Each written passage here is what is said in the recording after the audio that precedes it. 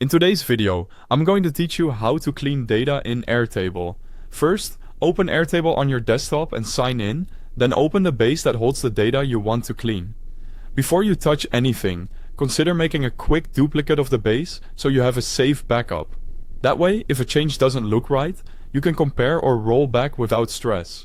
Next, take a moment to identify what actually needs fixing. Scan your table for empty cells where there shouldn't be any, inconsistent spellings or capitalization, duplicate records that represent the same person or company, incorrect date or number formatting, and fields that mix different kinds of values.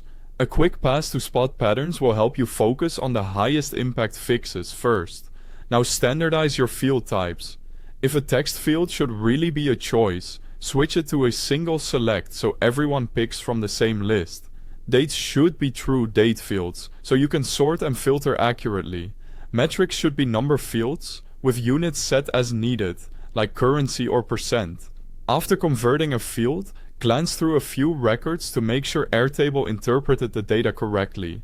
Clean up duplicates by grouping records by a key, such as an email, a name, or an ID.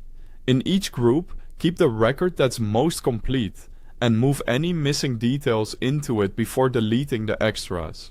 This simple consolidation often clears up reports and removes confusion across your team. Use sorting and filtering to catch remaining inconsistencies. Sort alphabetically or by date to surface outliers, then filter for blanks or invalid entries and fix them in batches. By the way, the link to Airtable is at the very top of the description.